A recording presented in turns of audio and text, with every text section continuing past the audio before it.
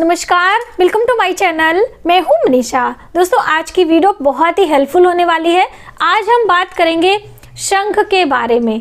जी हाँ दोस्तों, हमें शंख अपने घर में कब लाना चाहिए, कैसे उससे स्थापना करना चाहिए, कैसे पूजन करना चाहिए, क्या नित्य प्रतिदिन हमें अपने पूजा मंदिर में शंख बजाना चाहिए, शंख बजाने का सही समय क्या है, और सबसे महत्वपूर्ण, ज़्यादातर आप सभी के सवाल आए हैं, क्या महिलाओं को शंख बजाना चाहिए कि नहीं। शंख की ध्वनि किन किन देवताओं को बहुत ही प्रिय है और किन किन देवताओं के पूजन में शंख की ध्वनि या फिर शंख का अभिषेक नहीं करना चाहिए। जैसे कि देवी देवताओं के पूजन में शंख का जो अभिषेक होता है बहुत ही प्रिय माना जाता है। हम बात करें भगवान विष्णु की या फिर भगवान विष्णु के जो अलग अलग स्वरूप हैं, सभी का अभिषेक शंख में यदि हम गंगा जल या फिर कच्चा दूध या पंचामृत से स्नान कराते हैं तो उनकी कृपा, उनकी प्रसन्नता हमें प्राप्त होती है। वहीं पर सूर्यदेव को अर्घ की बात आती है। सूर्यदेव के पूजन में भी शंख की बहुत बड़ी महत्वता है। हम देवी देवताओं के शस्त्र की बात करें तो उनके हाथों में भी शोभायमान होते हैं शंख के रूप में। भगवान विष्णु के हाथों में, माँ लक्ष्मी के हाथों में और माँ दुर्गा जो उनका अष्टभुजी स्वरूप है उसमें शंख विराजमान है। तो शंख की अपनी बहुत बड़ी महत्वता है। तो इसकी उत्पत्ति कैसे हुई, सबसे पहले आप ये जानिए। तो देखिए, शंख की उत्पत्ति समुद्र मंथन के समय हुई थी, जब 14 रत्नों की प्राप्ति हुई थी, तो उसमें शंख भी था। और माँ लक्ष्मी के साथ में इनकी उत्पत्ति हुई थी, इसीलिए माँ लक्ष्मी के सगे भाई भी कहे जाते हैं। साथ ही माँ लक्ष्मी के पूजन अर्चन में शंख का विशेष इस्तेमाल किया जाता है। और शंख की प्रकार की हम बात करें तो अनेक प्रकार के होते हैं, जिसमें प्रमुख दक्षिणावर्ती शंख, मोती शंख, बायावर्ती शंख माना जाता है। बायावर्ती शंख ज़्यादातर आसानी से मिल जाता है, वहीं पर मोती शंख और जो दक्षिणावर्ती शंख होता है वो थोड़ा दुर्लभ होता है, लेकिन मिल जाता है। किसी समुद्री स्थान पर जब आप भ्रमण के लिए जाते हैं, घूमने के लिए जाते हैं, तो वहाँ पर आप देखेंगे कि आसानी से आपको शंख की अलग अलग वैरायटी, प्रकार देखने को मिलते हैं। तो आप जब भी ऐसे स्थानों पर जाएं तो वहाँ से शंख जरूर लेकर आएं। और शंख बहुत महंगा नहीं मिलता है, लेकिन शंख की बहुत सारी बातें होती हैं जो कि हमें ध्यान में रखनी होती हैं। टूटा फूटा शंख ना हो। अलग बात, अपने घर में आप कभी भी लेकर आएं, लेकिन जब पूजा मंदिर में स्थापित करें तो शुभ तिथियों में ही स्थापित करें। जैसे कि कृष्ण जन्माष्टमी, रामनवमी या फिर नवरात्रि के दिनों में अपने घर के पूजा स्थल में आपको शंख की स्थापना करनी चाहिए। और जब भी आप मार्केट से शंख लेकर आते हैं, स्थापना करने से पहले आपको शंख को गंगा जल, कच्चे दूध यानी पंचामृत से अभिषेक कराने के बाद उन्हें शुद्ध जल से स्नान कराएं और फिर साफ कपड़े से पोंछकर किसी स्थान पर आपको रखना है। जमीन में कभी भी शंख की स्थापना नहीं की जाती है। अगर आपके पास उसका स्टैंड नहीं है तो आप किसी धातु के पात्र में शंख रखें, उस पर लाल कपड़ा बिछाएं और फिर आप रखें। शंख रखते समय उसके रख रखाव पर भी हमें ध्यान देना है। कहने का अर्थ है कि जो पतला वाला भाग है वो आपको देवताओं के सामने रखना है, वहीं पर जो फूंक मारने वाला भाग होता है उसे अपनी तरफ यानी कि मनुष्य जातक की तरफ रखना होता है। शंख को कभी पलट कर नहीं रखना चाहिए। और ऐसी भी मान्यता है कि शंख में जल भर के रखना चाहिए।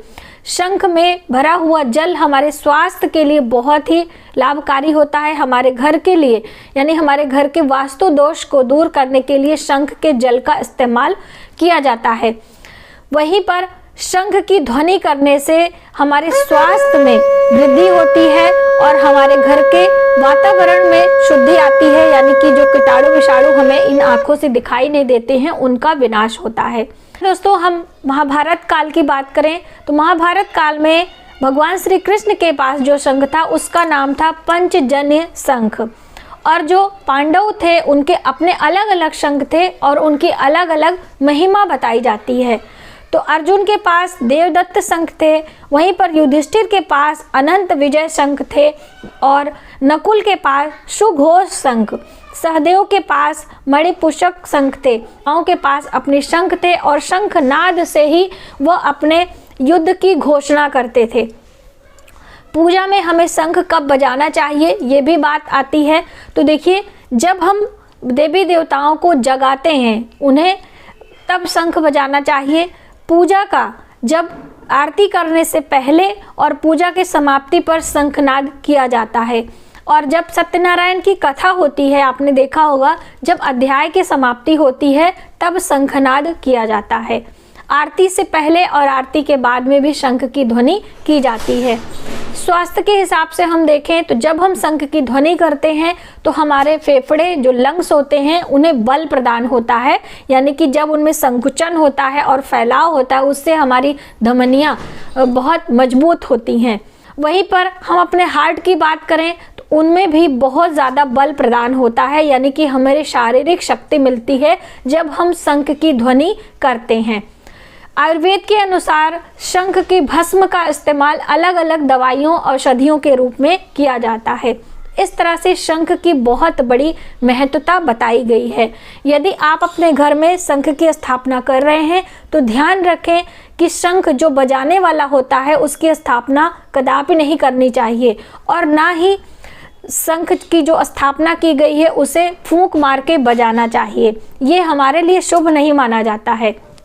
जैसे हम देवी देवताओं की अलग चीज़ें रखते हैं सभी, उसी तरह से शंख भी आपको अलग रखना चाहिए। और ख़ास तौर से यदि आप दक्षिणावर्ती शंख रख रहे हैं तो उसे भूल कर भी आपको बजाना नहीं चाहिए। उसे लाल कपड़े पर किसी धातु के बर्तन पर स्थापित करें और प्रतिदिन उसे हल्दी कुमकुम से तिलक करें, पुष्प चढ़ाएं, अक्षत चढ़ाएं और जल भर के आपको रखना चाहिए।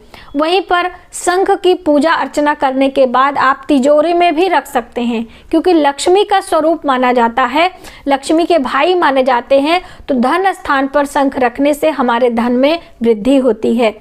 ऋषि श्रृंगी की हम बात माने तो उनका कहना था कि बाल्यावस्था में यानी हमें अपने बच्चों के गले में शंख की मालाएं जरूर डालनी चाहिए। ऐसा करने से उनके बुद्धि का विकास होता है, उनके शारीरिक विकास में कोई अवरोध नहीं उत्पन्न होता है। तो इस तरह से शंख की अलग अलग महत्वता और विशेषता हमारे शास्त्रों में, हमारे पुराणों में बताई गई है। तो आप भी यदि अपने घर में शंख लाने की सोच रहे हैं तो आप ज़रूर लाएं और स्थापना करें। और दोस्तों, रात्रि के समय आपको शंख नहीं बजाना चाहिए और ना ही कभी भी अपने शंख को किसी और के साथ शेयर करना चाहिए, यानी कि देना चाहिए।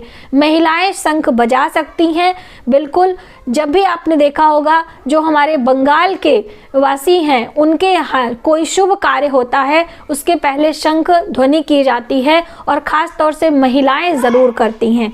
इस तरह से शंख अलग अलग तरीके से हमारे जीवन में लाभकारी होते हैं, शुभकारी होते हैं और उनका प्रभाव देखने को मिलता है। तो आप भी आज ही शंख खरीद कर लाएं और इन बातों का ध्यान रखते हुए अपने घर में पूजा अर्चना जरूर करें। लेकिन जब नया शंख लेकर आते हैं तो उनकी शुद्धिकरण और उनका पूजन अर्चन करना ना भूलें। आज के वीडियो में बस इतना ही। यदि हमारी जानकारी आपको थोड़ी सी भी हेल्पफुल लगे तो प्लीज़ हमारी वीडियो को लाइक करें, शेयर करें, सब्सक्राइब जरूर करें न्यू वीडियोस के लिए। मिलते हैं एक नई जानकारी के साथ नए वीडियो में। तब तक आप अपना ख्याल रखें। जय माता दी।